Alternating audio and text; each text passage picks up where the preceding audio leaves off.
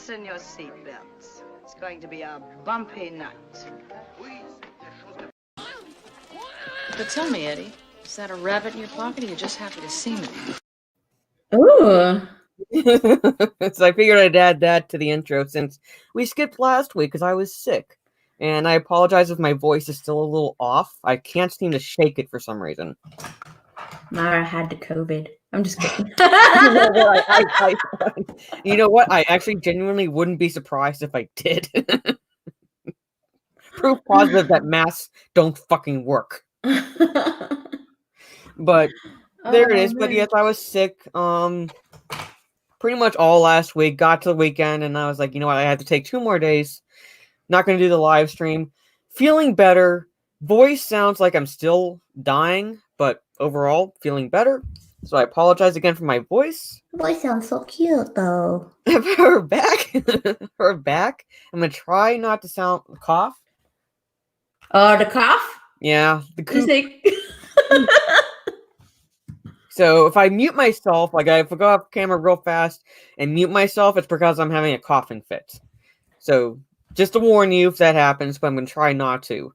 But like I said, we're back, feeling better, and we're going to talk about Wonder Woman, and if we have time, a little bit of the hopes dashed for Birds of Prey sequel.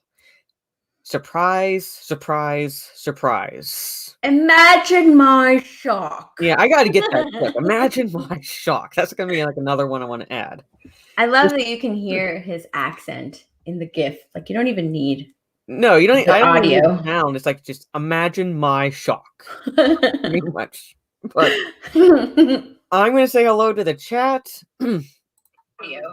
Sorry, I have the stream up on another tab just in case I have to jump in and approve a message until some of my other mods can jump in. Sorry, but I'm going to say hello to the chat, and we'll get into talking about some Wonder Woman news, including a little gem from The Guardian about, is Wonder Woman in 1984 the first Me Too superhero movie?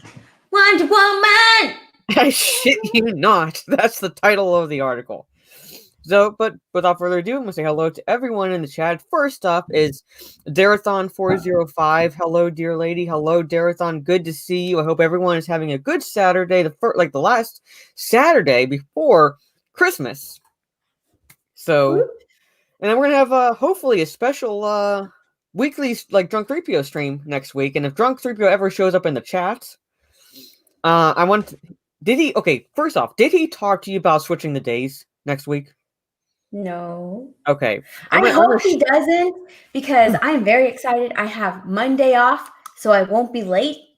So if he switches it to Tuesday, I will definitely be late. No, well, you're gonna have to. I'm gonna shame him into answering you pretty much if he goes up in the chat. But I found that out when I was watching his Twitch stream Friday, because apparently 3 members, I think he said, of the Dark Council can't do it Tuesday. So he's thinking about switching it to switching the Monday and Tuesday streams. But he's supposed to talk to you and Tugs and whoever else is going to be on the stream. But I guess he's so busy. It's all right. Yeah. Well, busy is boomer talk for forgetful. Santa Megatron, ho ho ho. Good to see you. Orange Hat Reviews, Hollywood sinners will be allowed no quarter, fire them all, and let poverty sort them out too much. Well, maybe just a little bit. Maybe get a little bit more into the Yuletide spirit, but I get your sentiment, Orange Hat. Good to see you. Tim F with the... he brought tacos! He brought tacos, so good to see you. Bob 2 will be a big number 2, pretty much. And Trey Courtney is like, what up? Birds isn't getting a sequel? Like I said, surprise, surprise. Imagine my shock. Yes. So, Daniel James, hello, my ladies. If you want the link, Daniel, you can come on. You might want to share some information or your thoughts on Wonder Woman and Birds of Prey. Daniel! I always have to yell. Howdy. Phil TMNT, OMG, it's Mara, looking very beautiful as always. Thank you so much. And like a queen, thank you so much. And hey, Steph. What up? Good to see you. And jumped on me. Sorry. And a $4.99 super chat from that Tug Life. Thank you, Tugs. Yay. Welcome back, ladies. Good to be back. Good to be back. Mara versus COVID is no contest. Yeah, pretty much had the Coof kicked its ass, pretty much. We'll say that. I was the same all last week, Mara. That's why I missed Full Aussie last week. Yeah, like something must have been going around. I'm gonna blame Victoria on that. I'll just blame Victoria. But Mara, you also live like where it's snowing right now. Yeah. So you need to stop going outside with no shoes on. Well, where's the fun in that? And wet hair. Well, I mean, where's the fun in that? Come on. Jared, things aren't looking good for the Bob sequel. Oh, that's a damn shame. Yep, damn shame indeed. Brian Juarez, hi ladies, rip Cyberpunk. Yeah, I mean, I personally have not been having any issues with my game when I've been playing it. It may be glitched slightly in one or two places, but overall, I've gotten to the point. I'm not going to give any spoilers away, but I've gotten to a point where I encounter, in a way, Johnny Silverhands for the first time. But does he look awful?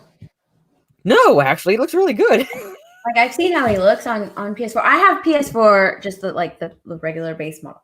And I'm not gonna lie, I was like, I paid for this fucking game. I was gonna keep it sealed and turn it in and return it, but then I was like, I kind of want like the shit that's inside of it.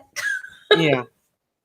So I opened it up and I was like, well, I have it open now. Let me just yeah.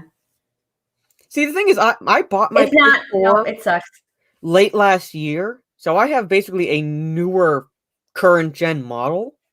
So I think maybe that's it. I don't know, but like I said, I haven't had any issues.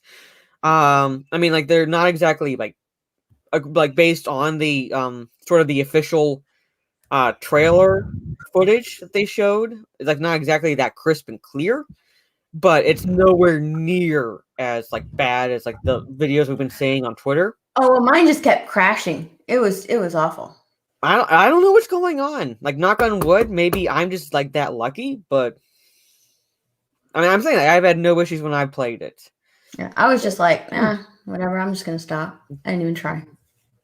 Pretty much, but like Johnny Silverhands looked good, and his gun. Oh my god, it's almost one shot, one kill, pretty much. Did you have any T-stance people?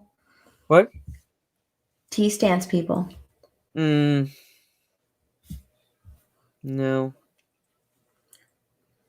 Are you sure? Blame Lyndon. Yeah.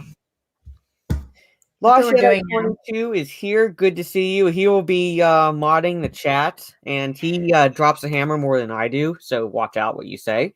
Yeah. Alex McCarthy, howdy, Mara and Steph. How's it going? Well, hopefully I don't sound like I'm dying too much. Heavenly Dark Side 10. Any of you watch Wonder Woman 84? Not yet. We will be watching it next Friday. Yeah, we have a date. Yeah, we'll be watching Wonder Woman 84 next Friday, and depending on how wasted I get, I'm going to have alcohol on hand just in case. I'm gonna have tequila. I might have vodka, something strong, but depending on how wasted I get, might go live right afterwards to give our impressions. If not, then definitely the Saturday stream will be basically entirely dedicated to spoiler discussion for Wonder Woman 84. So if you are at all on the fence about seeing the movie and don't care about spoilers, tune in for that, because we're going to break down the entirety of the film, our impressions. Anybody who knows us knows what we feel about it so far, to include our feelings towards a certain feline character, or how she looks. But we'll see.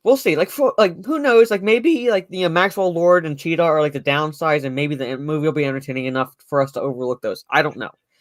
I don't like her appearance, but maybe she'll blow us away with her performance. I don't know. It's Kristen Wiig, so I'm keeping my mind open. Yeah.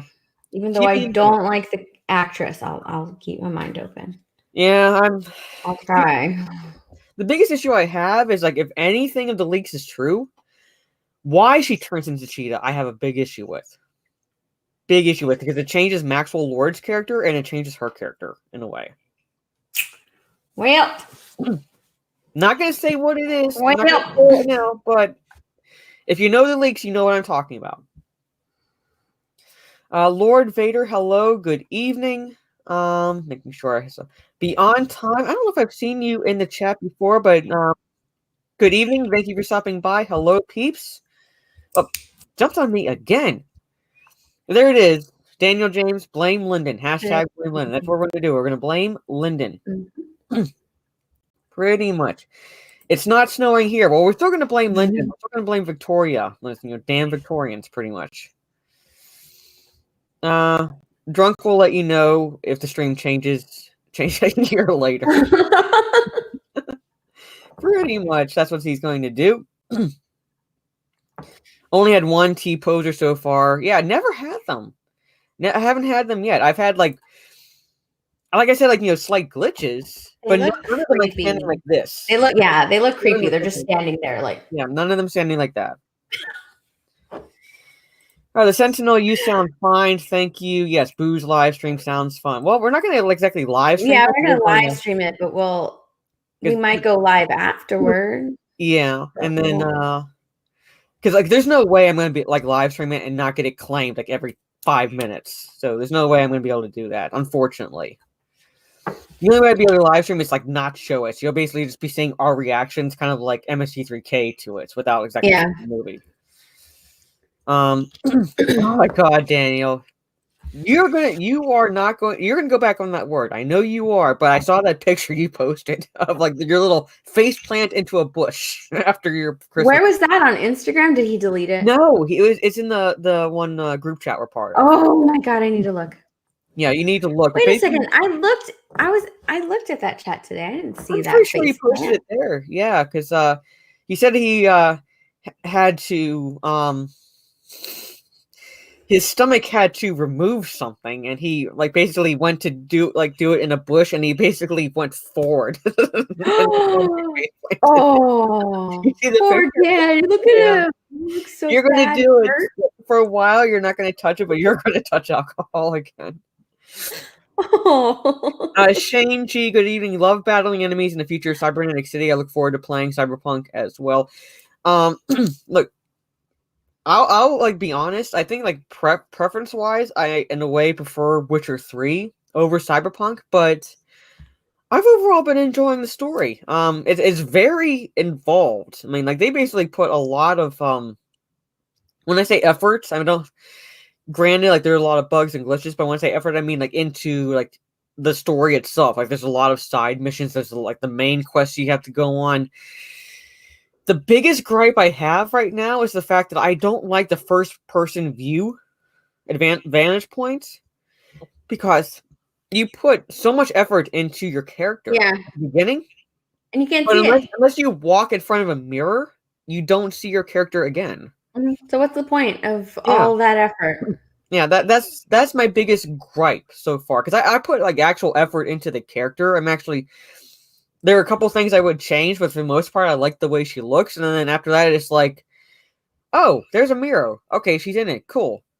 2 hours of gameplay. Don't see her again. Except her hands when she's shooting, pretty much. Or, punching someone. That's it. That's all you see. Yes, you know what I'm talking about, Trey Courtney.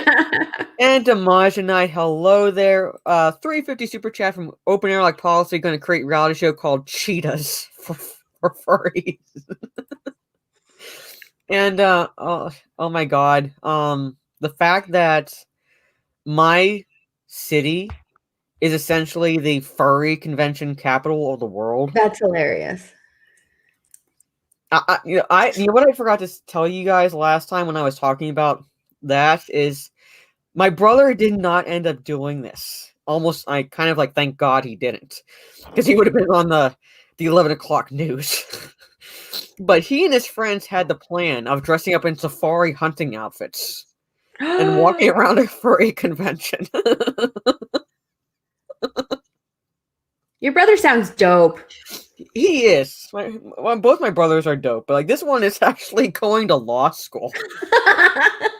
That makes it even funnier. And his friend who had the idea is now a cop. Oh, shit. But they were talking about that, at one point, because the conventions were happening every summer, And they were like, "We're gonna dress up in these safari hunting outfits and like just walk around." God, that's funny. That's my kind of humor. I would have totally went through with it or gone through with it. They didn't, but who knows? At some point, they could end up doing it again whenever the conventions come back. Get some Irish Maid vodka as asso. I might do that. I like mead actually. I've had that before.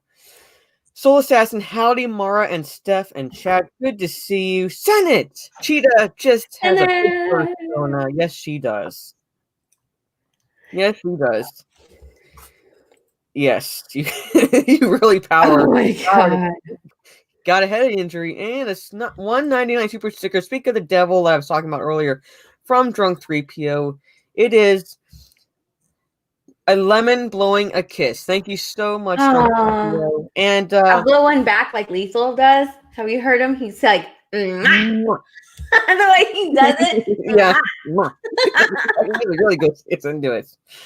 But thank you, Drunk 3PO, and you gotta let us know like about next week's stream if we're switching it to Tuesday, or if you're just maybe canceling the Dark Council or something like that, because Steph here is off on Monday. I'm off on Monday, so I won't be late. Yeah, so we'll figure something out. But if you're still in the chat or if you're still listening, we kind of need to talk about that. Hold on, making sure I don't miss anyone. How did you know? Maybe he's from Pittsburgh. Maybe. How did you know? We are the furry fucking convention. Or he Googled it. Maybe he Googled it. Maybe. Just But like furry convention capital. Google. Yeah. Furry convention capital, and like Pittsburgh comes up. Yeah. A fellow furry hunter, noise, pretty much. Yep. You've been on the receiving end of 2 of those lethal kisses. Yep. Yes. Okay, let me figure it out. Okay, Drunk 3, but we'll figure something out. I'm gonna order some food. Robot Shlomo, lucky you, my brothers are just dopes and not the good kind. Yes. I know. We always have that, but like I said, it's just he ended up not doing it. Then they've had other ideas in the past, like going to a Renaissance festival. If you've ever seen Monty Python and the Holy Grail, those monks that hit themselves with the Jesus. just walking through a Renaissance festival, chanting that thing and like hitting them. Oh my God. That's what they had. That's what they thought of I doing. want to hang out with your brother. That sounds fun. He is a riot. He is a riot. He's the one that I think I was telling you about who was playing Among Us with his friends. And in every game, he was the imposter. To the point where they were like, let's vote him off just to be safe. I think the one time he was voted off, he wasn't the imposter. But yeah, he's a riot. He is a riot. So there it is. And Matthias, furry conventions, yeah. They happen. Not this summer for, obvious reasons, but they do happen. So there it is. So let's get into talking about some Wonder Woman news. Basically, we got some offshore numbers. Sorry, box office numbers for Wonder Woman 84. Patty Jenkins saying she's not sure about Wonder Woman, the third one in the trilogy, even though she has it written. And whether or not Wonder Woman is the superhero movie. No, nobody. She has it written. Yeah. Who can confirm? Yeah, that's what she says. So, right, that's what she's saying, pretty much. And seen Monty Python and the Holy Grail more times over than possibly ever know, and I've done the same thing. Keep me away from playing. Yes. They were talking about doing that, and it's just he and his friends are just a riot to be around sometimes. And Mara as Wonder Woman, thank you, Phil TMNT. So let's just, I guess, real fast go into the box office numbers to see if you get an idea. Oh my God, I keep yelling. Sorry. Oh, Wonder Woman is get off this ad. All right. What is that? Have you been Googling wetsuits? Actually, no. I don't know what the hell is going on with that ad there, but I've not been Googling wetsuits. What are you Um, just shopping for? That's odd. I mean, I did get that special bikini. Oh, yeah, that's right. That's the only That thing I is- can think of that would be like remotely close to like them going, oh, because you search for this, you might like this, even though it's like a bikini versus a wetsuit. I don't see the correlation. Sogi01, Mara's the one and only Wonder Woman. Thank you so much. Oh. But there it is. So basically, it's saying that now it's now looking at 35 to 40 million offshore debut. China soft and some markets tighten COVID restrictions. So basically, it's one of those where it's like, yes, the box office numbers are a little low, but you have to take in other factors into account. So, but I found this kind of interesting as part of it, where it's basically where is it? So opened at a 23% increase in China on Saturday for an estimated 14.2 million in the market through today. So basically, it's looking at the 35 to 40 million overall for the full weekend launch at the international box office, give or take. And then it gave some scores down here, I believe, if that's... Okay, here it is. Down here, Wonder Woman 84 has some factors working against it in China, where The Rescue, and that's the figures it gave for its overall gross, was given a strong 9.3 audience score on Mauen, despite early buzz that the movie was not up to par with director Dante Lamb's previous outings. Wonder Woman 84 is carrying an 8 versus the first film's 8.6. On critics aggregator Douban, Wonder Woman 84 has a 6.8, lower than the original's 7.1, and currently has a Rotten Tomatoes score of 88%. We hear that subsidized ticketing on The Rescue in China may have negatively impacted Wonder Woman 84 on Friday. So in early hours on Saturday, locally, the two films are nearly tied for the day in terms of pre-sales. Wonder Woman 84 is head on Sunday. So there is that. So it could get more than it projected. So we'll see. But I kind of found it interesting a little bit that the scores are lower for this sequel. Not markedly so, but I guess like going off like that's people's impressions now is that this sequel is probably not up to par overall with compared to the original. Well, yeah. Hold on 1 second. Chuck Finley, good evening. Yes. Someone has a kooky search history, pretty much. I need a Decepticon bikini. You're right, Dana Megatron. I do need one. And I don't have an OnlyFans, despite what Drunk 3PO says. I don't have an OnlyFans account, so he's a liar. Yes, I am a Revy fan. See the Revy TV at the top. Pretty much. Well, the first wasn't agenda-driven, so pretty much. And Rex W, good evening. I made it. Thank you. I wouldn't say it's a bust, but I don't know. I'm saying, like, basically, like, now, I think now we're going to start getting... First off, we had the Twitter impressions that we talked about last week, which basically were cut and paste, almost. Mm-hmm. And I think now we're going to start seeing genuine reactions to the film. And I'm saying the progression it's... What is that? Hold on. I keep hearing it. Come here. Okay, all right. Is it Kitty? Oh. Well, Kitten. She wants to be let out, but I'm going to talk about this article real fast first. But basically, I'm getting right now the impression we're going to start seeing genuine reactions.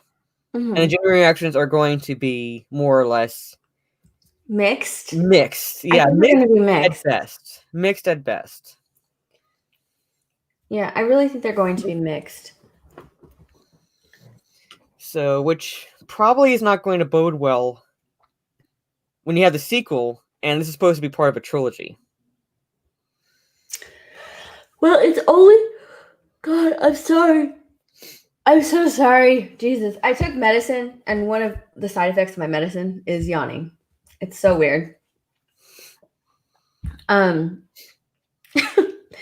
I think that the word of mouth and the articles that have come out regarding Wonder Woman and how it was approached this time have definitely hurt it as far as like behind the scenes and goings on, right? People aren't really taking it just as we would have before, like with the first Wonder Woman. Now we're like, okay, so this is coming out. Really? This is how she marketed this movie, or this is how she pitched this movie, or this is, you know what I mean? So pretty much. So, Mr. J. I see Cat to give money. Thank you so much, Mr. J, for $10 super chat. And no, technically she's not single because my other cat is on the bed and that's her boyfriend. So, but I just don't. I'm not really looking forward to this movie. So I'm not necessarily looking forward to this movie. I don't think that it was a bad. I don't want to say it was a bad idea to give Wonder Woman a sequel, because the first one did so well. It could have been a standalone. Yeah. The first one did so well, and it tied in. Well, it was meant to tie into everything else that was supposed to come afterward. But since DC kind of veered off its path for a long while. Yeah. They were just like, wow, Wonder Woman did really, really well. Let's give her a sequel. And this is kind of what we're getting. And so it's like, well, we'll see what we're going to get now. And so I can kind of see I can kind of see the reaction to this movie being similar to the reaction to Birds of Prey, where some people thought, oh my God, this blah, blah, blah, blah. And other people were like, well, it wasn't that bad. Yeah. So, I mean, for all I know, the movie could be entertaining, but like Sogi says, like, it wasn't entirely entirely Orange Man bad, but the fact that she used Trump as an inspiration, especially for Maxwell Lord, who, like I said in my video, like your inspiration should basically be the source material, right, for the character. So why you are reimagining the character to a point where he's supposed to represent 80s business moguls, and then obvious styling of his hair to reflect a certain as of now outgoing POTUS. Like when you were writing this, I'm like why did you do that? It's like the movie itself might not exactly be agenda driven, but the fact that you use that as inspiration tells me that you're saying you're not being political, but yet you are in a way being political. Yeah. And so it's not going to bode well, I think, for the sequel. I think over in the long run, and hopefully, your 11-year-old daughter or 11-year-old doesn't watch her fandom die. I don't want this movie to be bad. That's why I'm willing to give it a chance. I'm not going in with the expectation that it's going to be bad. I'm not going in with the expectation that's going to be woke. I'm going to go in like what I did when I went in to go see Birds of Prey. Like, no expectations. Just let me see judge the movie on its own merits. Yeah. And that's how I went into Birds of Prey, and I came out not seeing as much misogyny as other people did. Same with you, Mar, right? Yeah. I was just seeing the horrible representation of DC characters. That's all I couldn't even get past that, I suppose. So I'm doing the same thing with Wonder Woman. The only thing that I can't get on board with, and I've been saying this since I watched the very first trailer, is Kristen Wiig as Cheetah. I think that she's been miscast, and I'm trying to keep an open mind about her, but I don't know. I really think that's a miscast from the very beginning, but we'll see. That's another thing about her casting is that, the biggest issues I have so far is with Maxwell Lord and Cheetah. And part of the reason why, it's not just her appearance that I have with the character is the fact that her character, the way they wrote her in this movie, she comes across as the reason she wants her powers is just to fit in with the popular crowd. That's not Barbara Minerva's character. That's not her character at all. So basically, they're reimagining the villains for no reason other than to whatever message that she wants to inject. I'm not saying it's a woke message necessarily, but whatever message she wants to inject in the movie that should not need any message other than the universal messages that Wonder Woman as a character in the comics has shown. So I don't know why she had to go that route with certain changes she made. I don't know why she had to take any outside inspiration from Maxwell Lord. I don't know the decision making for the costume and character design for Cheetah. Oh man, Cheetah looks bad. Yeah, bringing Steve Trevor should not have been in the first one. He should not have been in the first one. If anything, there should have been like a mentor figure from the outside world that she grew to care about. See, I don't mind Steve Trevor being in the first one. I really don't. I don't mind him being in the first one. Maybe he shouldn't have died. No, it's set so early. It's set so early that like you can't really think of Wonder Woman without thinking of Steve Trevor because they're that's the couple in Wonder Woman comics, and to have him be around in 1917, I don't think works. That's just my opinion. I don't think works. I mean, it's not exactly like the performance itself wasn't bad. The character itself wasn't bad. I just would have saved him for like the second or third movie. Again, I don't think that there was a plan to have a second or third movie. DC just fucking veered off the path, veered off the course. And this is what we got. People were like, well, they loved Chris Pine. Let's bring back Steve Trevor somehow. How can we do it? Which is not really him. It's really not really him. If the leaks are true, it's not really him. No. So it's like, I don't know. I can see them like with Marvel, right? They they did it as close as they can to the comics. They kept it as close as they could to the source material. They just updated the time period, right? So why can't I don't understand why they can't do that. They don't understand why can't you just do that with DC?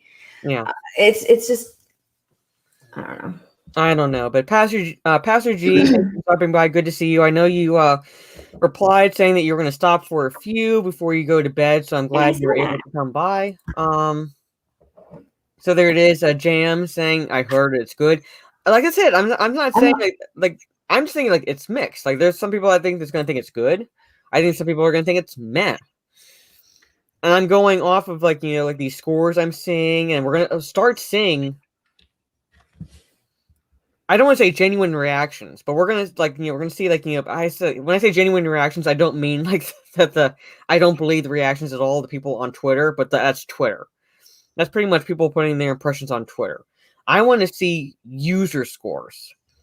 I want to see those. I want to see those are the scores that I'm interested in.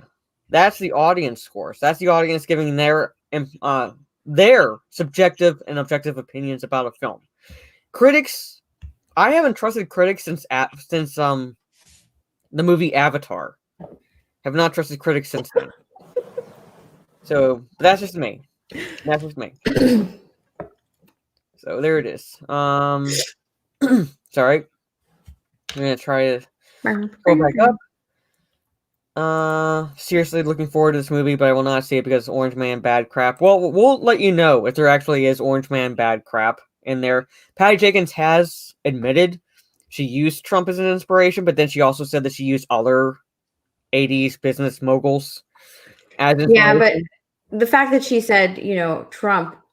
Yeah, I know. That was the main one. Well, the fact that his appearance like screams Trump. Mm-hmm. He's the main one. So we'll see how much of Orange Man bad there is in the film. And Pedro was like, "Oh, this is gonna be awesome." Oh yeah, he is Pedro. And cancel culture. Kristen Wiig sucks in everything she's in. Even if the movie she's in is good, it would be better without her. Pretty much. Pretty much. She kind of, to me, it's like she plays the same character in most films. Like there might be one or two films where she does go against type, like in The Martian. In The Martian. Martian is the only movie that I can actually stand her in, and it's because you barely get any of her in it. Yeah. And even in The Martian, there's like at one point when that scientist is pulling like a pen out of her pocket or some shit that she's just like, she pulls like that weird, awkward Kristen Wiig shit that she does. But that's the only movie that I can actually kind of stand her in. Pretty much. Well, Patty Jenkins is supposed to be working on an Amazon show. Mm-hmm. So we'll see. We'll see. Yeah, they should have made it modern day. I love the 80s, so I know I will love this one. Because I think, like, they could have just, like, stuck with, like if they actually had a plan, they could have stuck with the 1917 origin story, but not had Steve Trevor in it, and it still would have worked. Like I said, Steve Trevor has to be. I don't know. I don't mind him being in it. I just don't think that he should have died. Maybe, possibly. I don't know. Well, like. Because his character was very well. It was very well written. I really liked it. Well written. Yeah, it was very well written. But the fact that unless they found a way to slow his aging process or make him immortal like her, by the time they get to the point where Baby S takes place, he's dead anyway. And that's fine. That's fine. They could have just been happy together. You know what I mean? Like, that's fine. It's kind of like Steve Trevor with his. I'm thinking of the right one, right? Captain America. Yeah. Steve stays young and his true love ends up dying. Like, that's kind of the same thing. Give it to Wonder Woman, we'll just have the same thing. So I don't know. I think that's fine. Like, him being there is fine. I'm too short. Yeah, you're shorter than me, and I'm 5'2". So, but there it is. So that's just to give you an idea of the offshore numbers as they stand right now. I'm going to be kind of paying attention to it. I'm going to be kind of tracking in a way more scores that come out, leading up to the official release on Christmas Day. So we'll see.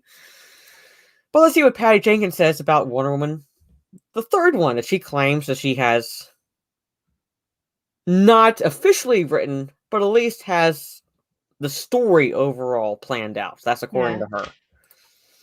So she's saying she's not sure about Wonder Woman 3. So basically she's not sure about it moving forward with Wonder Woman 3, despite having already crafted its story, according to her. All right. So, in a recent interview on the Happy, Sad, Confused podcast, Jenkins revealed she and Jeff Johns, of course, have already beat out an entire story for Wonder Woman 3 that we were super fired up about. I hate when people say super fired up and things like that. You're so super fired up. Yeah, you sound like a Valley girl, Patty Jenkins. I'm sorry.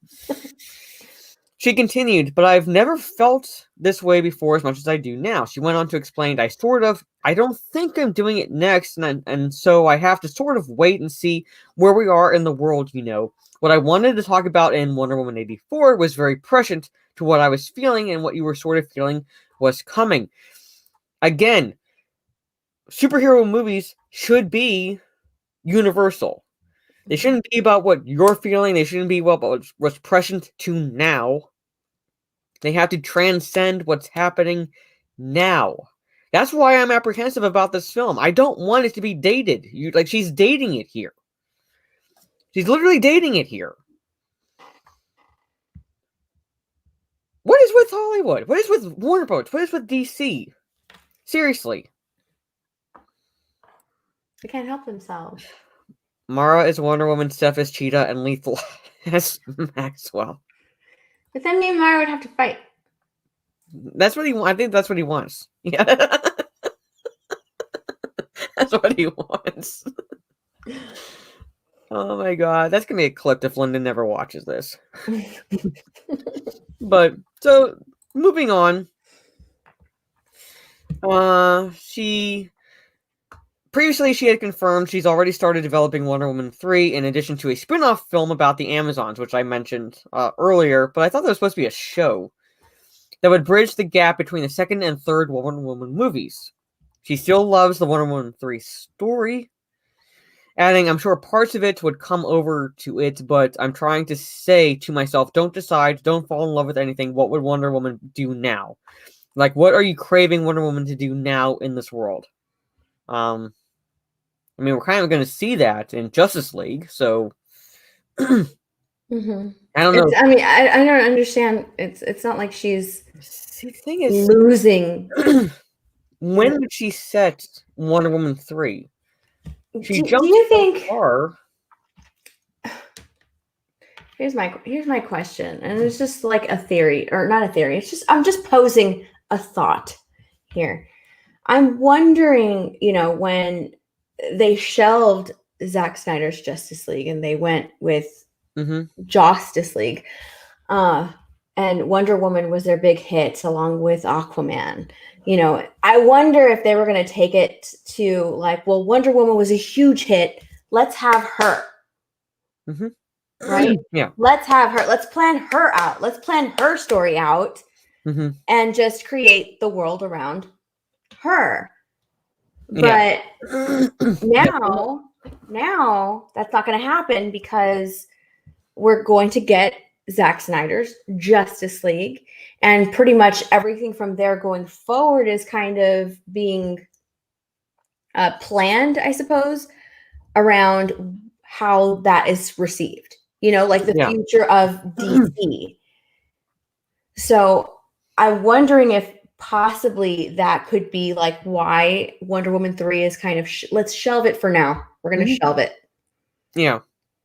Whereas I can see that because their future almost literally hangs on the reception for Justice League. Yeah. Coming to HBO Max at this point because of the overall reception to Justice League and how they veered so far to the point where it's the one thing I will give the MCU is like, even though they have continuity issues, they still in a way flowed. Like there was still there was a formula, but they still overall flowed. DC has been all over the place in tone, in storytelling, in you name it. They've been all over the place because they were trying to two things: play catch up to Marvel, which Marvel have 10 years on you. I know. You're not going to catch up to them. Take your time. Yeah, and two, what's the rush? Trying to be like Marvel in tone when they changed and when Zack Snyder left Justice League, because they were like, people were complaining about it being too dark. Well, yes, I know not everyone likes Zack Snyder's vision, but at the same time, DC is darker than Marvel in a lot of ways. So I'm not gonna lie, when they light and happy. So I'm not gonna lie, when it first came out that like, okay, we're getting Man of Steel. Man of Steel came out, was great. Yeah. And then they had BVS, and then right after BVS was going to be Justice League with like Suicide Squad and Machine, whatever. Yeah. But I was just like, God, why are they rushing it? Why rush it? What is the rush? Why are they trying to catch up with Marvel? That was one of my big gripes with DC. It's like, stop trying to play catch up. Take your time. Like Marvel took its time and planned things out, built their fan base, and that's why it's so big and so successful. Now it fucking sucks. They're losing a lot. They're losing a lot. Yeah. Now it fucking sucks, but whatever. Everybody has a fall from grace.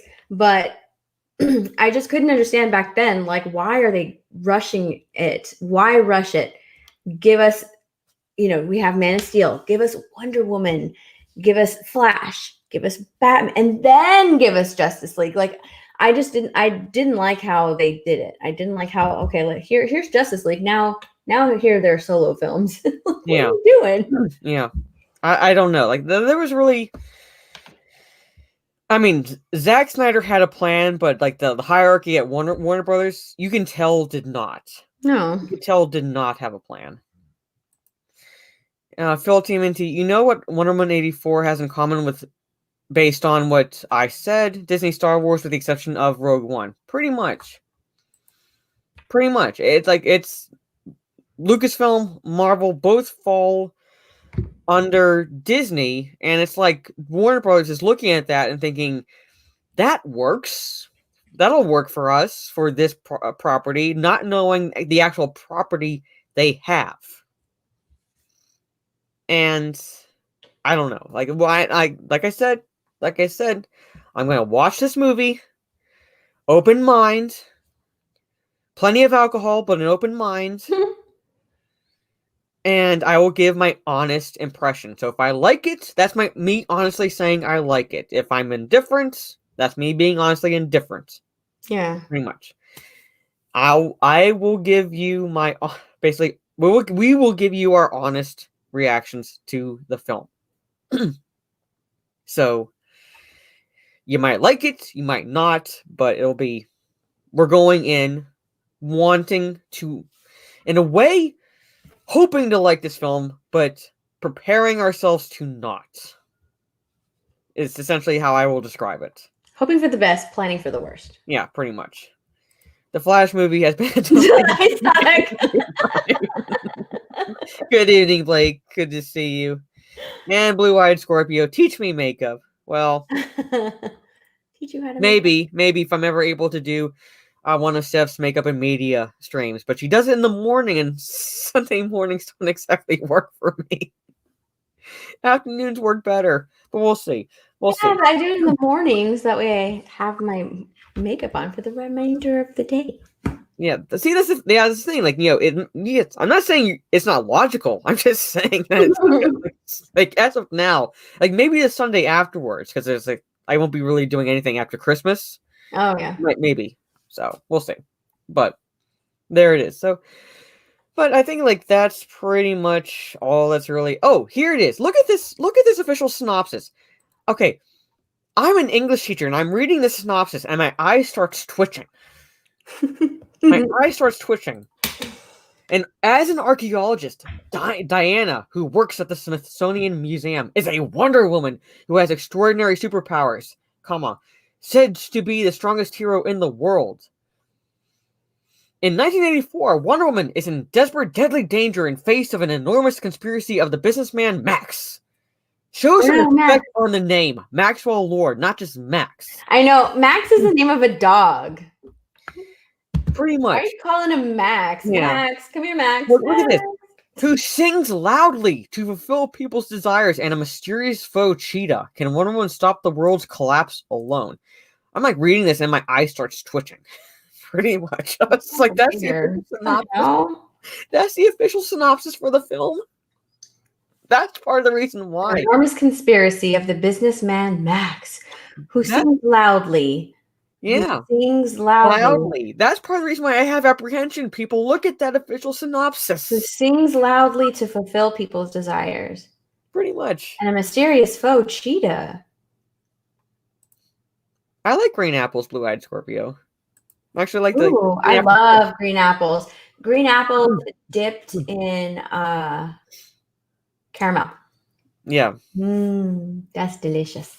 $5 from Mr. J. DC should have took their time and used Man of Steel and a sequel, Wonder Woman, Batman movies to set up for BVS, then build for Justice League and future films. That I will agree with. They still could have gone with Zack Snyder's vision, if you liked it, if you didn't, but at least it would have been a vision. And what they could have done, what they're actually doing, and I'm going to take full fucking credit for this because I said it in videos and live streams, they should use the Flash movie as a way to do this first cinematic multiverse. And guess what they're fucking doing? They're doing multiverse. Yeah. And that's what they could have done. They could have went with Zack Snyder's vision, had one cohesive vision. It might not be loved by everyone, but it's at least one cohesive vision. And then guess what? Flash comes around and boom, Flashpoint. Guess what? We have another vision. We have another multiverse. Yep. Guess what? I don't know why. I'm taking I was like, guess what? I don't know. I have no words, but I'm taking full credit for it because I've said it on videos. They should do that. I've said it too on live streams. Like, So, oh, maybe use the we're Flash. gonna call Warner, Use we're the gonna call Warner Flash. Brothers up and say, like, where's our royalties? We gave you this idea. Where's our royalties? Sorry. I almost knocked my headphones off. I can confirm that statement. My dog's pretty much. Pretty much. Check group chats. Oh. Oh, Daniel clipped some stuff. Oh no. I don't know. And you tagged Lyndon. Yeah, he tagged Lyndon. We'll watch it a bit later because I don't know if I want to exactly share them on the stream. But thank you, Daniel. Yeah, we see those. We see those. So there it is. If there is a hole, there is a way. Pretty much. My wife is a teacher too, and she's always correcting my grammar. Yeah, we call our dad the grammar Nazi because he was an English major. So we would always joke that whenever we, like my siblings and I, that whenever we would become dictators of the world, we were getting rid of who and whom. Yes. We joked like we're abolishing whom. I agree. So, but there it is. But yeah, but like ironically, I'm going for a master's to be an English teacher. So I'm going to have to remember who and whom. Which I do. I know my grammar. It's easier just to say one of those and not have to worry about the grammar rules of like where you say who and where you say whom. It's simple. Just simple. But there it is. And I wanted to show that description, like I said, because it made my eyes like start to twitch. So there it is. But let's have a little bit of fun.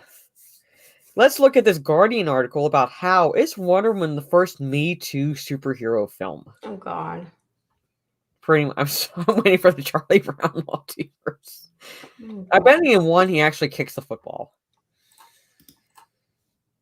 So there it is. I saw this.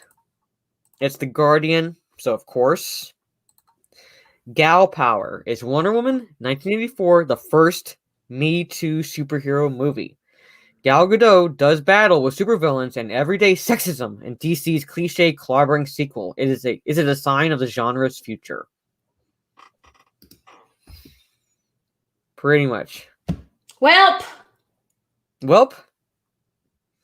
Welp. Like, yep, he's cleaning himself. Mara's the next noodles with that headset on, pretty much. It's my thought headset. Whenever I get back onto Twitch, whenever I get my voice back, and I can actually like start gaming. So there it is. But here it is. So, all right. There's a scene in Wonder Woman 84 where the luminous Diana Prince glides into a crowded party. Everyone is staring at her, but this is no Cinderella moment with admiring glances and a collective gasp.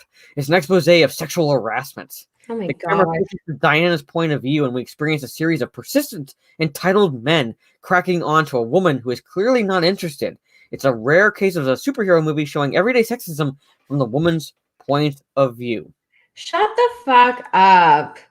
Shut up. So are we meant to think now that in BVS Bruce Wayne's leering and like staring at Diana because she's a beautiful woman and he looks at her and he's just like, sorry, bad habit. Like are we meant to think that that's Yeah, so moving on. It is a fitting move from Patty Jenkins, the film's director and co-writer who has developed the accessible feminism of 2017's Wonder Woman in tune with the times. Well, no, that was Zack Snyder. Thank you very much. Since the release of the first film, the accusations against Harvey Weinstein emerged, the Me Too and Time's Up movements were born, and the Producers Guild of America released new guidelines to combat sexual harassment on set. The first film to sign up to the guidelines, guess what? Wonder Woman 1984. All right. I'm not going to read this quote. Throughout Wonder Woman 84, Diana and her new friend Barbara endure unwanted male attention from chat-up lines to sexual assault. It is suggested that this is a factor in both Diana's reclusive lifestyle and Barbara's dark desire for power. In films where a formerly meek woman gets superpowers, she will lash out against men who harass. Catwoman did it way back in 1992. No. in Batman Returns, and again in the Halle Berry film of 2004. Well, that movie just sucked. Okay, you can't compare that to Catwoman. Okay, because right after she saves that woman, she like puts her in a fucking chokehold, and she's just like, "Oh, you're so pathetic." Yeah. You know, I mean, give me a fucking break.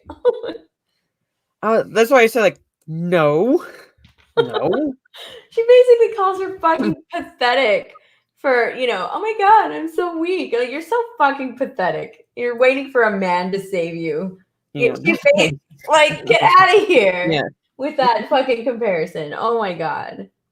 Yeah. This hurts my brain. I'm literally getting a headache right now as you read this article. I can feel it in my jaw. Yeah, you can feel it. You can feel it. And that article reeks of normies that write about things they've never seen.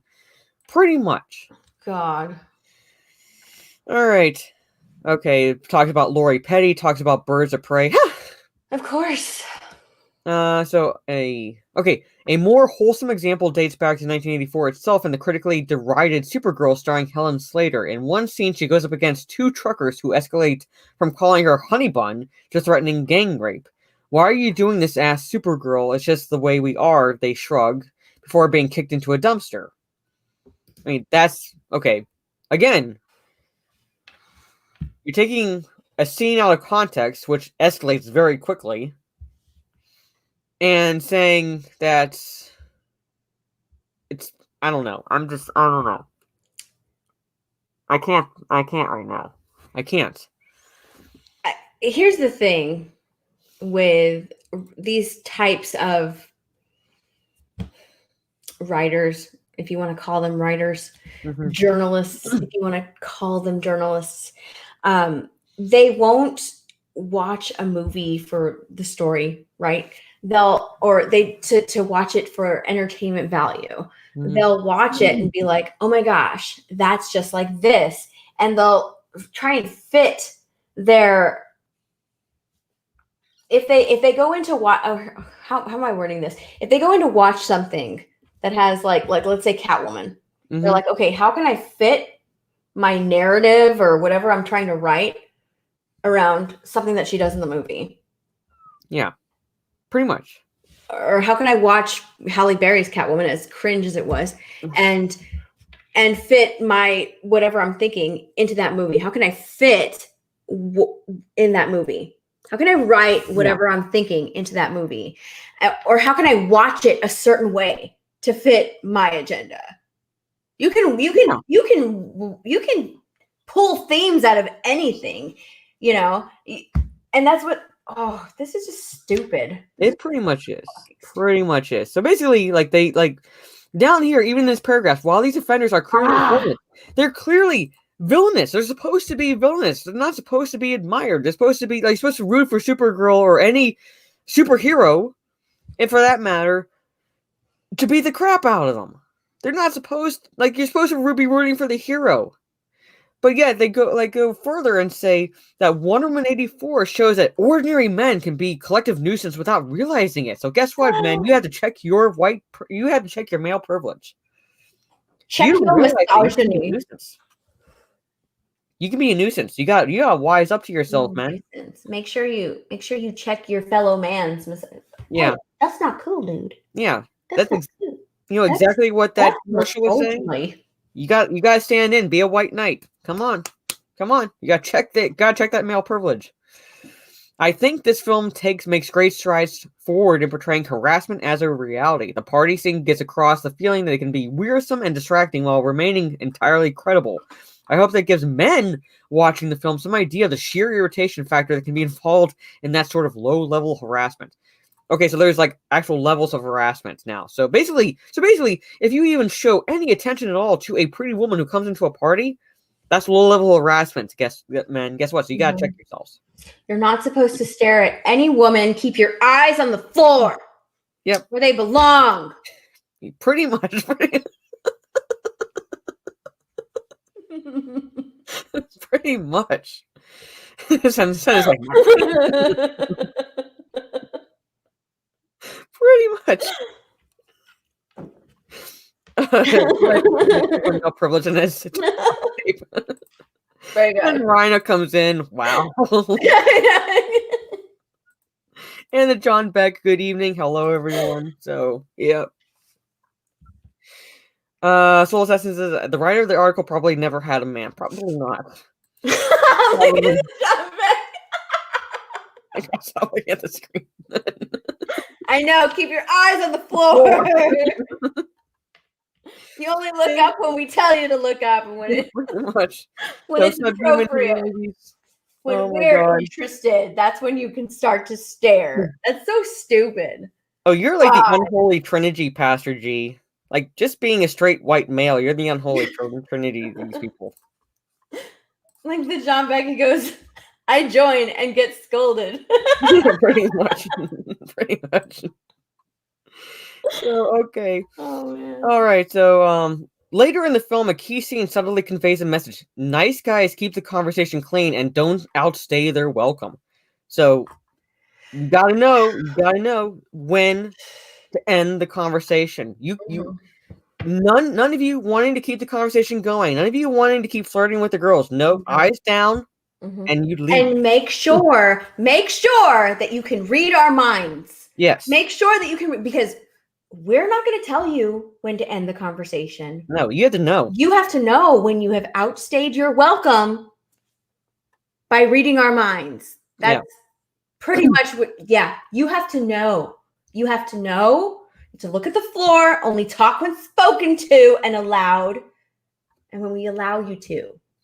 Yes. But you have to know when to leave too, because we're not going to tell you. You have to know. You have to know. You have to know. God. Get to the point. You don't acknowledge a woman's presence. You just pay attention to others of your kind. Pretty much. And Decepticon King. Y'all, good evening. So that's. Oh my God, I Ryan love Homer that. robot. I love that avatar. Oh. Okay, moving on. Okay.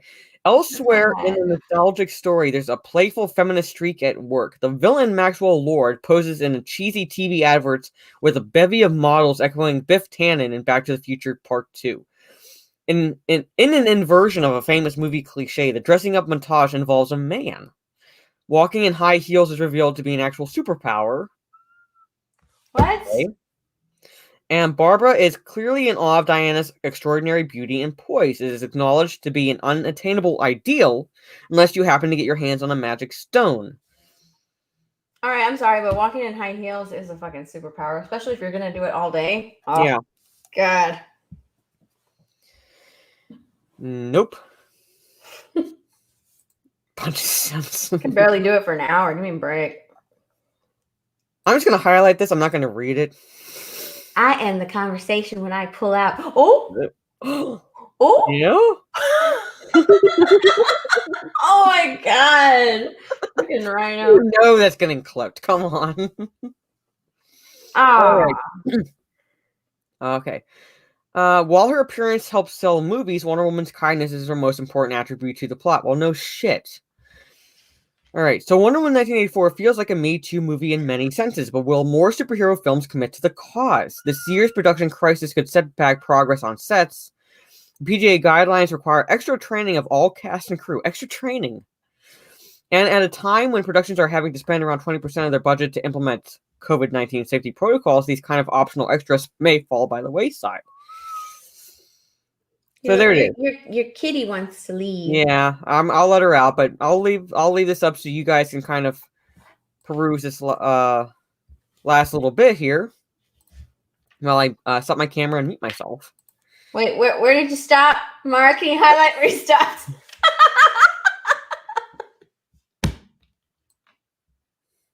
There you go. Oh, okay. So, I mean, you don't have to. What did she say? Let me know. You don't have to read it, but that's the end of the article.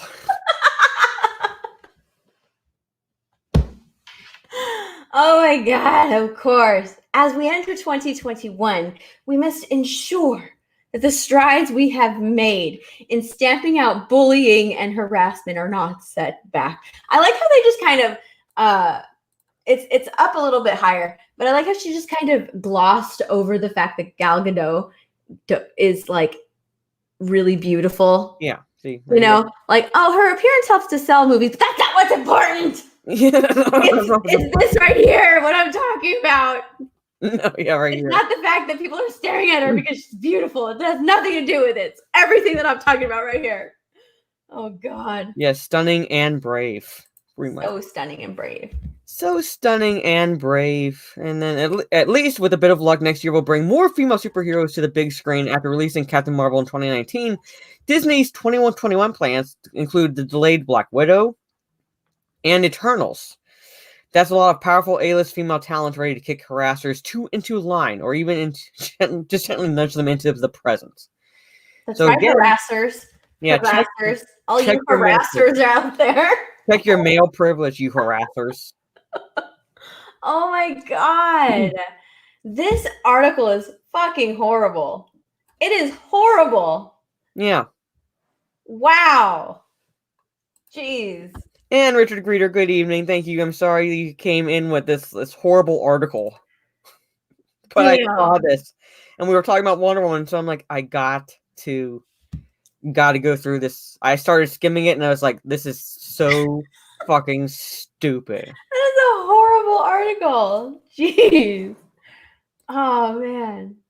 $2 super chat from Pastor D. Glad I was able to stop by. You guys are awesome. Thank you. Good evening, Pastor D. I hope you're not sure exactly where you are. I can't remember where you said you are, but I hope you have a good evening, the rest of your evening, and I will probably see you in maybe Ryan's chat tomorrow if he does his Sunday evening stream, which I'm normally part of after he's like gets tired of talking for the first hour.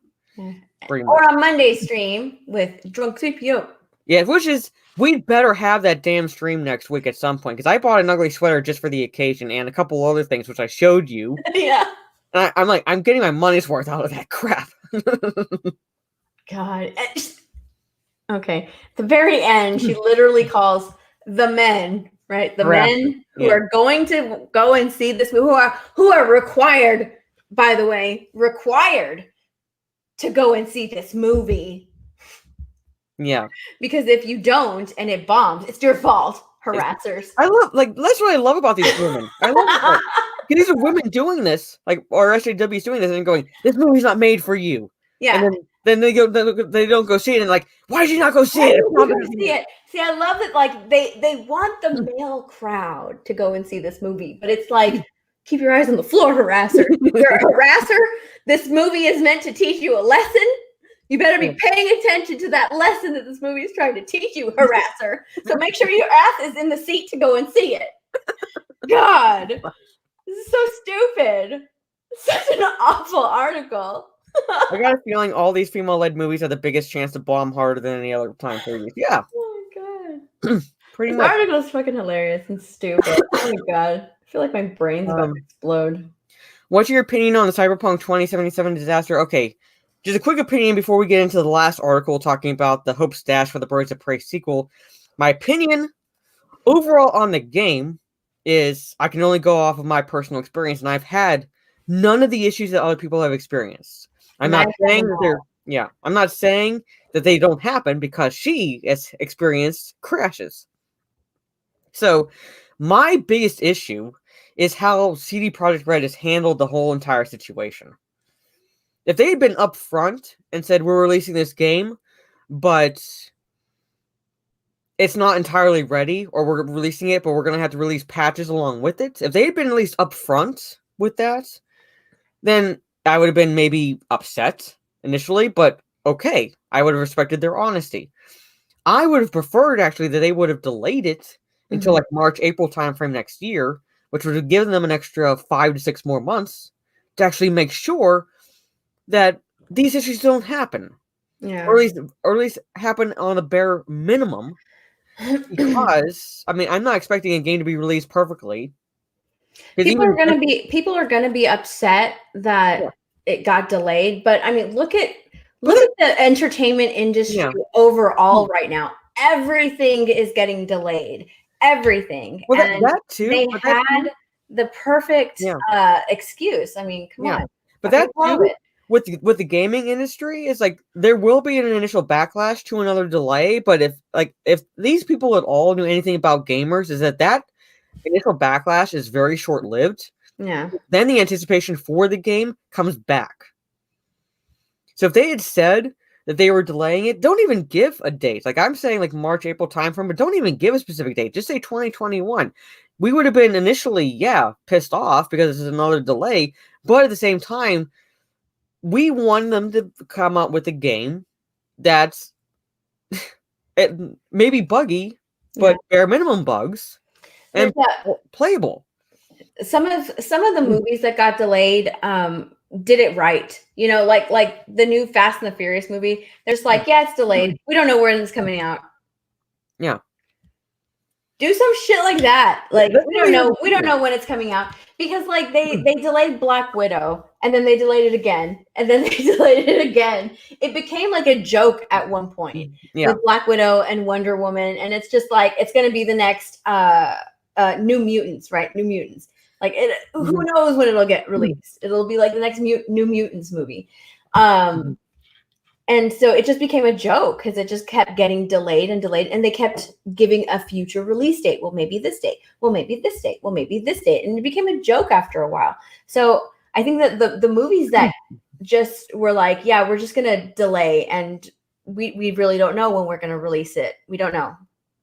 They did it right. They did it right because they were just like, yeah, it's true. You don't know when shit's going to open up.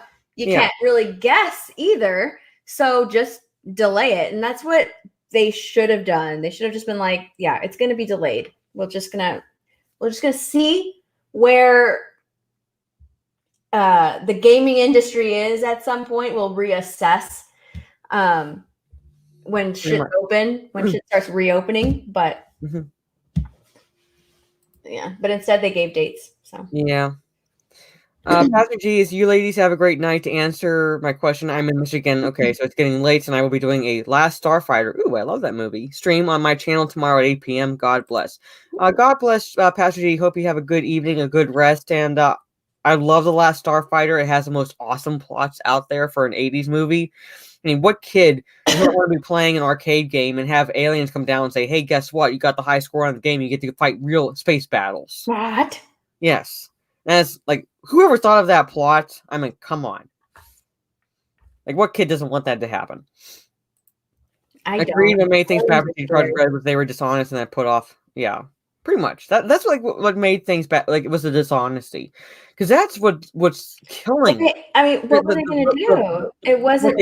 I'm not saying that what they did was right, but the game wasn't ready. Again, it wasn't ready, and they didn't want to delay it again. They wanted to release it, so it's like, well, and the developers got kind of hide shit. So developers got screwed. Developers got screwed because they're not the ones. They developed the game, but they're not the ones who decide when it gets released. Yeah. So now they're having to work constantly on patches that should not have had been an issue for a game.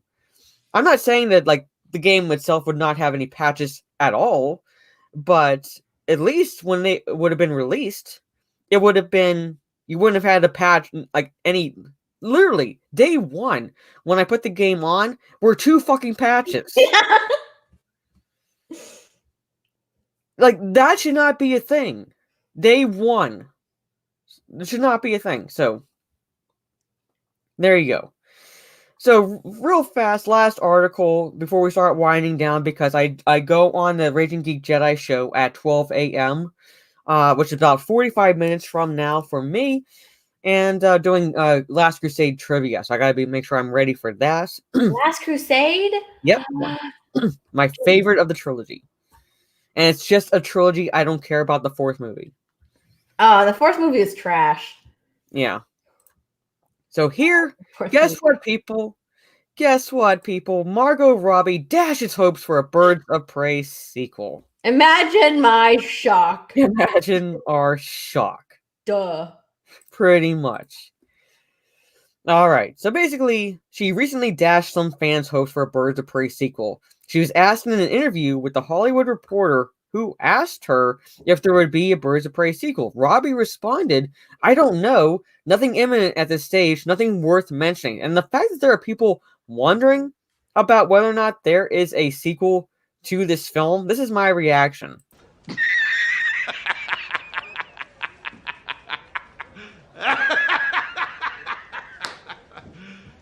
You serious?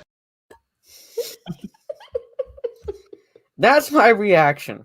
And a $2.99 super sticker from the Geek Blend. It is a fist pair giving the fist bump. Thank you, Geek Blend. I will be on your stream in about a little over 40 minutes. Can't wait for that.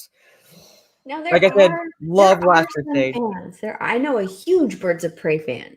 I know a huge Birds of Prey fan. She's 12 and doesn't know any better, but she's a huge Birds of Prey fan. Listen,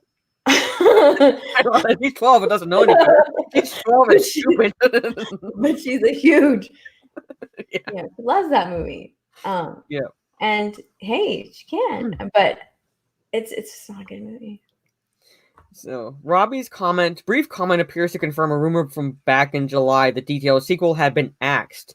That rumor came from Giant Freaking Robots, whose source told them Warner's no longer believes in the concept or in the creative team behind the movie.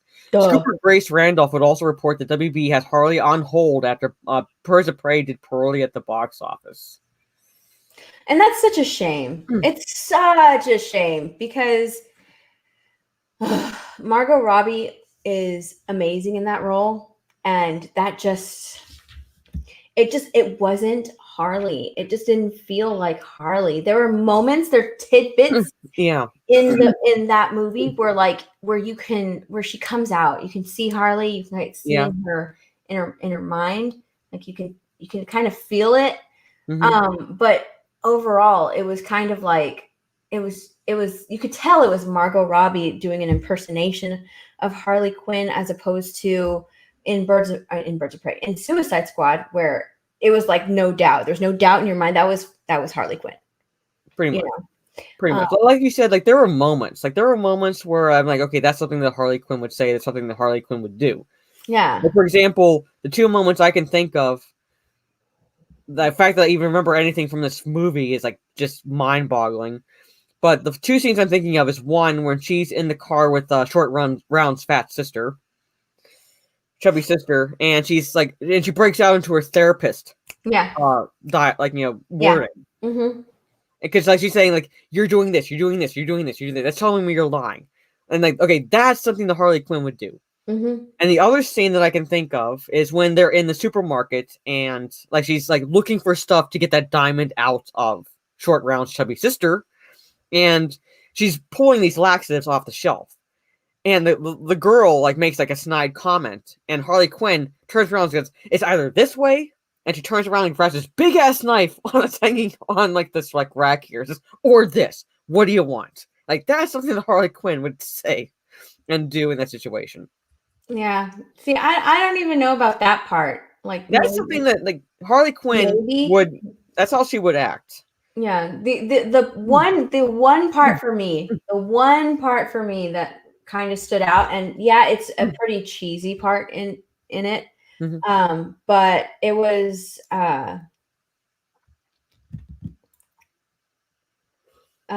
when the therapist, when she breaks out, when she's just like is her Harley Quinn, and then boom, she's a therapist, you know. Mm-hmm. She goes into the Harleen Quinzel mode. But the other part was when Black Mask, if you can fucking call him Black Mask, whatever, Ewan McGregor is beating the crap out of her, and to deal with it, she escapes into herself.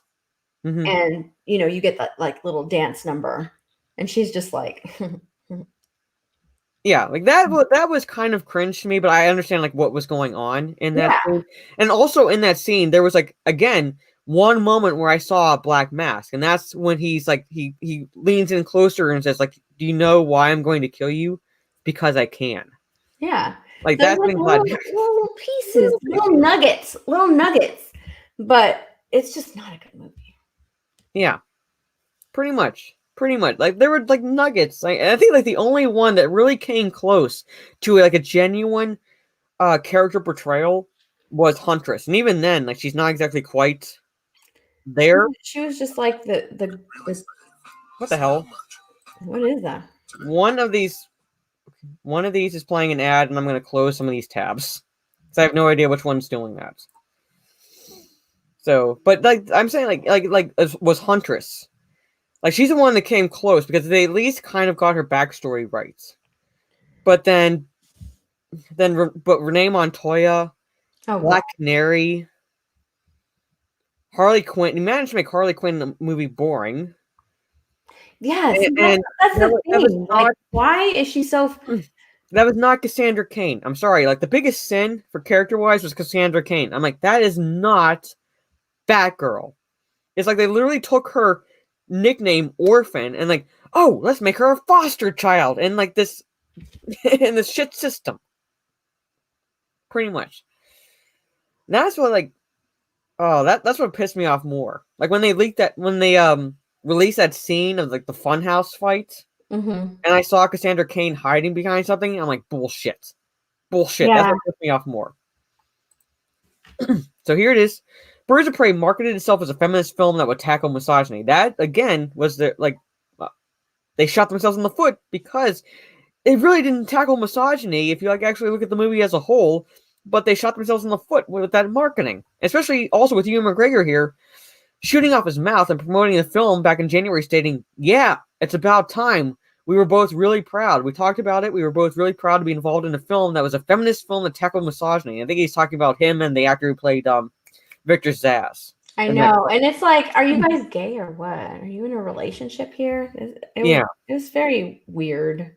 And he continued, not only in the sort of extreme ends of misogyny, but also in the everyday mild misogyny women have to put up with. So again, men, you harassers, keep your eyes on the floor. Yes.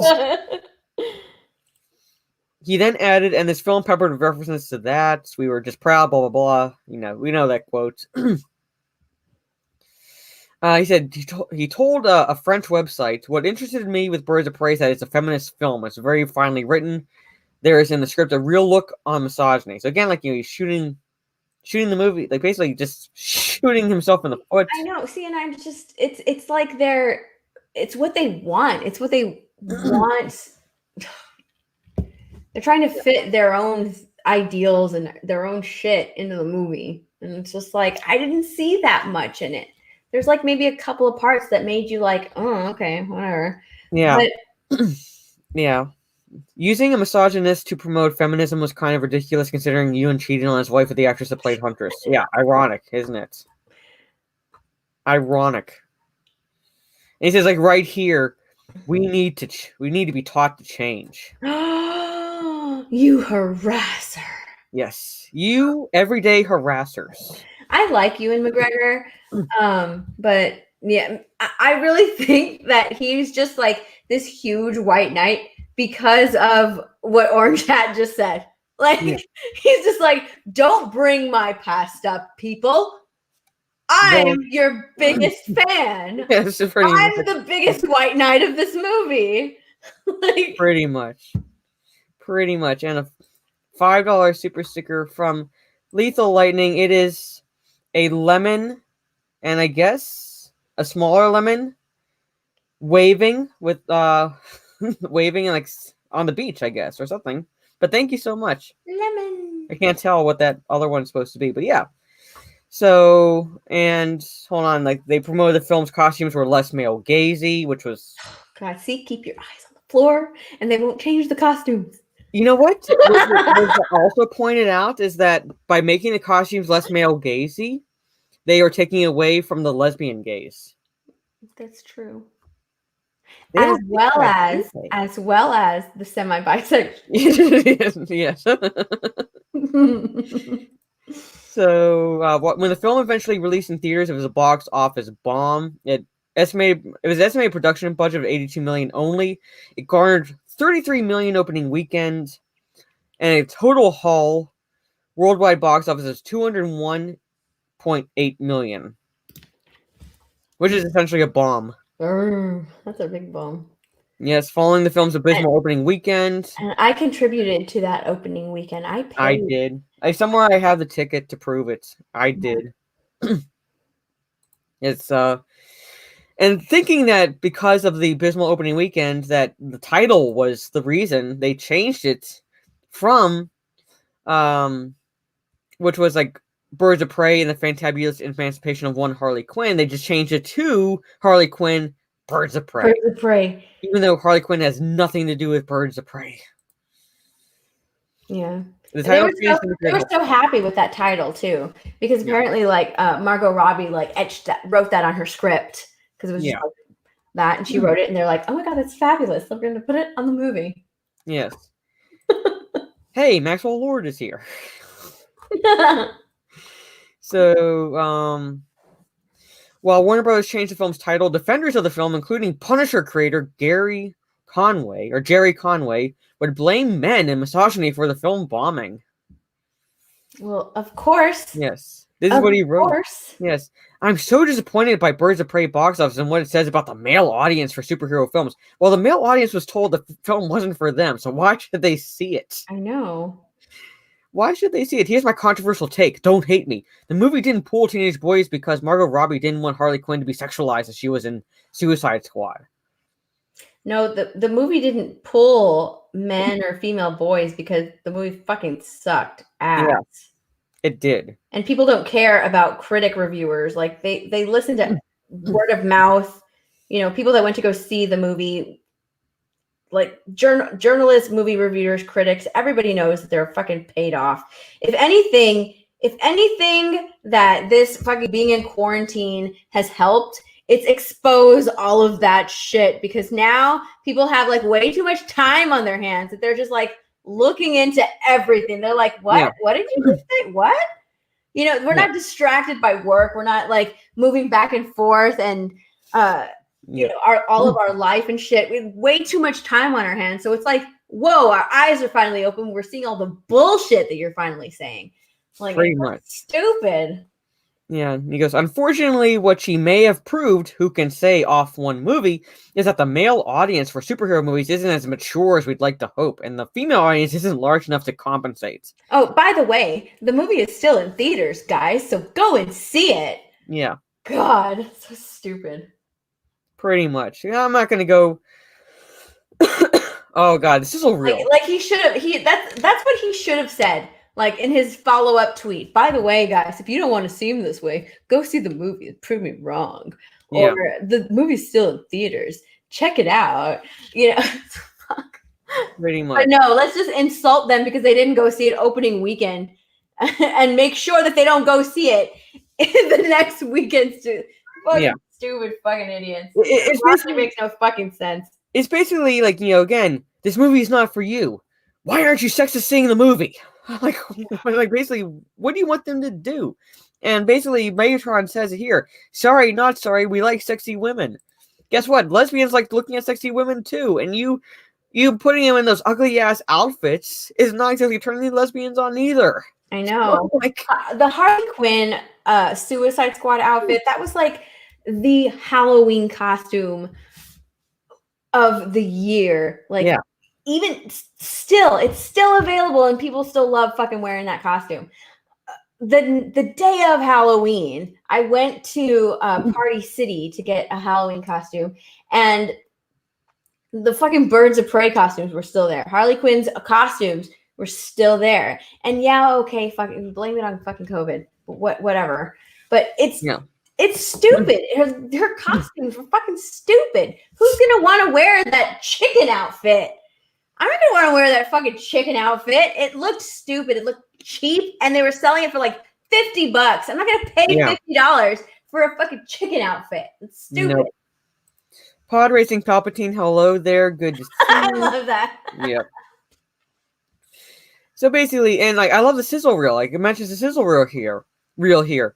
She said it included scenes, bachelor proposals, the De Beers Diamond commercial, Kim Kardashian's vampire facial, Fox News anchors talking about women, Trump saying grab him by the you know what, stuff that might make a girl want to smash the patriarchy.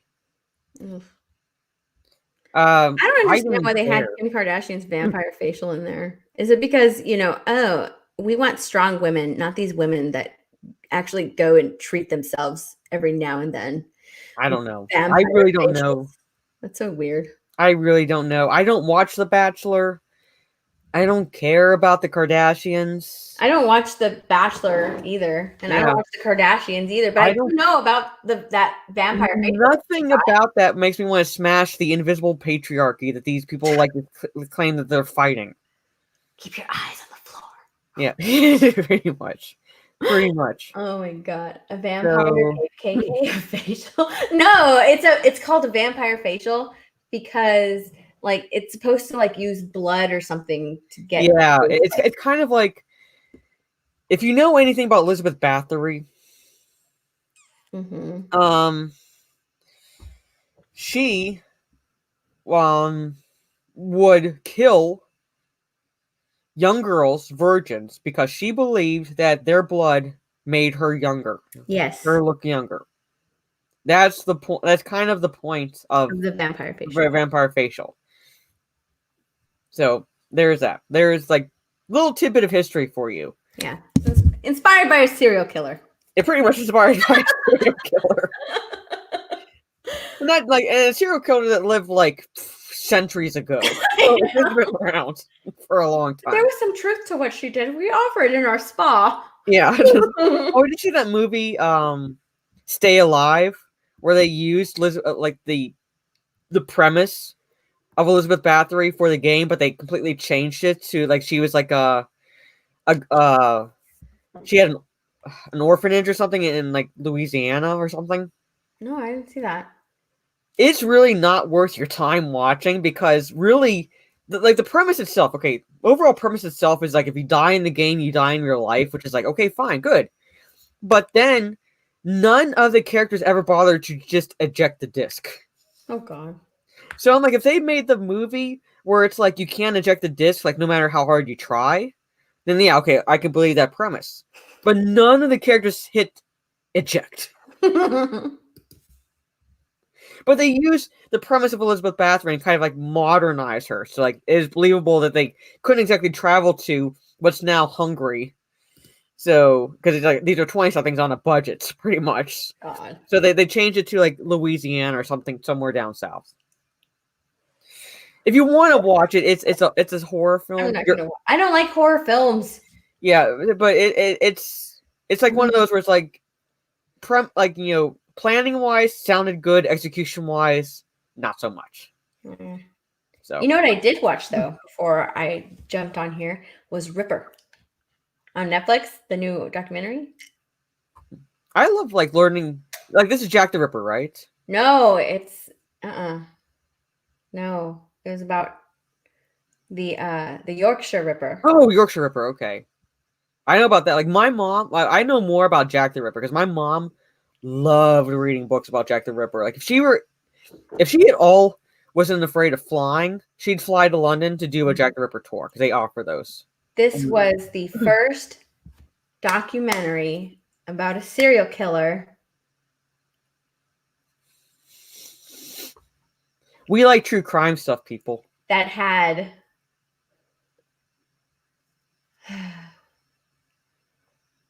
You're choosing your words carefully. I don't know what you're trying to say. To be fair, Mara, many people go to Crystal. Yeah, people still travel to Crystal Lake. But I'm talking about like this movie wouldn't be believable for these 20-somethings to fly all the way to Hungary. that had feminism and misogyny in it. And Oh my kid you God. not, I kid you not. I was just like, what the fuck? What? Okay, I have to watch this shit. I have to watch do. this shit. You really do.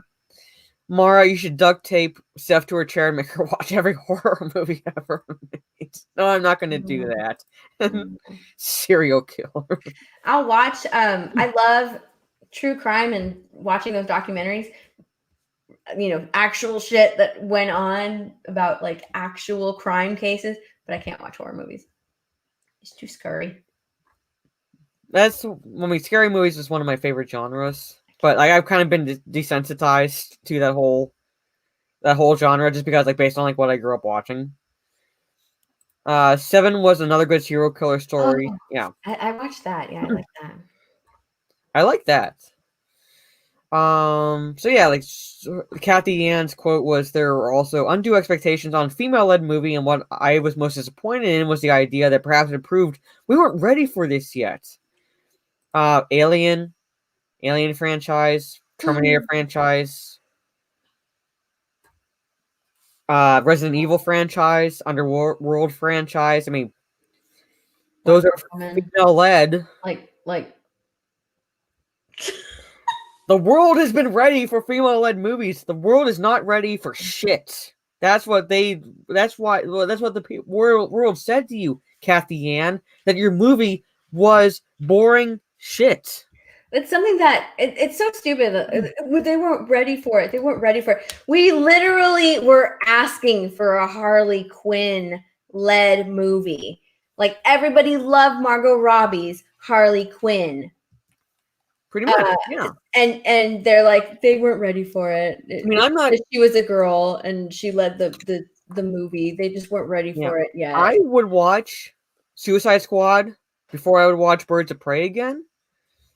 Even though I don't really like Suicide Squad either, but Margot Robbie's performance was one of like the better aspects of that film. Yeah. So people wanted another Harley Quinn movie. They didn't want Birds of Prey. Is really what it boils down to. Mm-hmm. And I got a question here. Have you seen the documentary about Eileen Wuornos? Eileen Wuornos. Yeah, that'd be Eileen Wuornos, not Alan Wuornos. Yeah. I've seen a bunch of. I mean, yeah. Which one? Have you've seen Monster, right? I've seen Monster. Yeah, Monster. So there it is. So basically, I'm kind of taking these headphones off because we're basically getting to the point where we're wrapping up. So there it is, folks. So if you were hoping for a Birds of Prey sequel, guess what? Your hopes have now been pretty much dashed for the near future because they're not on the books. It's not on the books, and for good reason. For good reason, but they're going to blame you, everyday harassers, for not going to see the film because you did not go to see the film to be taught about the everyday misogyny that you inflict on us poor women, and you didn't go and you don't learn to keep your eyes down, and read our minds so you know when the conversation ends. Because we're not going to tell you, like Steph said, we're not going to tell you. You got to read our minds. Yes. Read our minds. So there it is. Know when to exit. Yes. Know when to exit. Until know when to exit and know when to white knight. Know when to step in and tell a guy, hey, don't talk to this woman. Don't talk to this woman that you're interested in. No, because I can tell from my misogynist radar that she doesn't like you. So there it is. So there it is. Okay. So on that note, we are still watching Wonder Woman 84, even though it's probably going to be fighting the patriarchy again. We'll see. But all right. I'll just open a different tab to listen to the audio. Oh my God, look at John. But I thought your eyes were up here. There, but that's what I say. Like, keep your eyes down. My eyes are up here. It's like that's why I hate third wave feminists. I really hate them. Oh man. But so on that note, ladies and gentlemen, we're gonna wrap it up here. About 20 minutes is the Raging Geek Jedi Show on Geekplen's channel. They talk about pop culture again, much like what Steph and I do here, as well as do trivia. And they are doing Indiana Jones and the Last Crusade trivia. Last of the Indiana Jones films, which I watched. I am ready. Connery, right? Yes, I am ready. I'm ready. It's my favorite one in the trilogy. I'd rather watch Cutthroat Island than watch Birds of Prey. Yeah, I think a lot of people would rather watch that film than watch Birds of Prey. So, on that note, Steph, anything you have planned coming up? Any live streams? Any videos? I know we're coming into the Christmas week, so it's kind of going to get crazy. But anything you have planned? No, all that fun. Probably Makeup and Media tomorrow morning. Most likely. Yep. That's about it. All right. Which, if I have been vlogging. Yeah.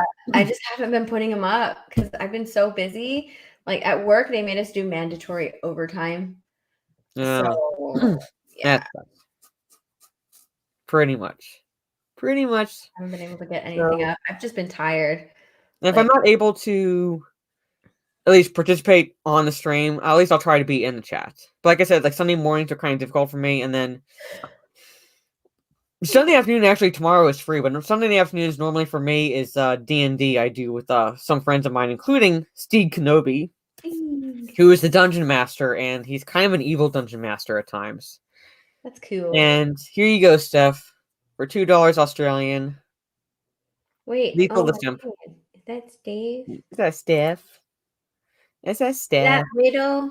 Yeah, that's Whittle. That's Whittle Widow. Weeple. Hi, Widow. Fixer says Raiders was my favorite. Yeah, I think like Raiders is like, to be fair, I think like a lot of people's favorite of the trilogy. My favorite is actually The Last Crusade, and I have a soft spot for Temple of Doom because I saw it when I was a kid, and he had the short round character in it, so I love Temple of Doom. Yeah, but then you have that chick in there that's so annoying.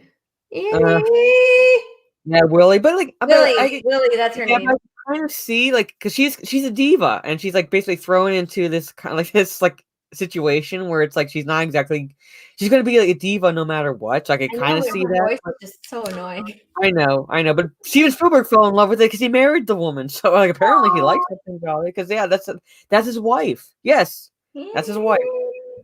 So and also, little fun fact trivia: everyone's favorite Lucasfilm president, Kathleen Kennedy, is one of the dancers in the opening scene. Shut up! He's one of the dancers in the opening scene. Oh my god, I have to go back and watch that. Yep, I think I want to go back and watch that shit. You don't want to watch it, but she's one of the dancers. I shit you not. She's one of the dancers. But yes, best scene. Yes. But so on that note, ladies and gentlemen, I'm going to try to do 1 or 2 videos. We'll see what news comes out this week. Like I said, it's coming into Christmas Eve and Christmas, so I can't exactly promise anything. Monday or Tuesday is going to be Drunk 3PO stream. Yeah, she's ugly dancer. Monday or Tuesday is going to be Drunk 3PO stream. We're going to try to work something out. We're going to do ugly sweaters and things like that. And like I said, he had better have that stream next week because I bought literally, and Steph can verify this. I bought an ugly sweater just for that stream and a couple other things to go with it. So I'm going to get my money's worth out of that shit. So yes. Cute. I need to see it. It's adorable. So yes, I'll get out of here. So on that note, thank you all for stopping by. Merry Christmas.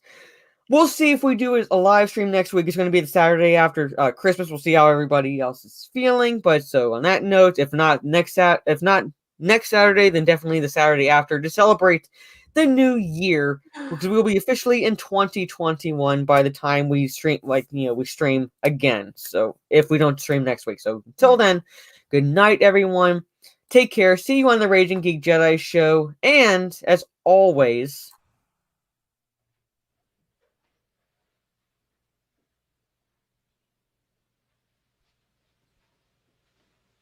You're still here? It's over. Go home.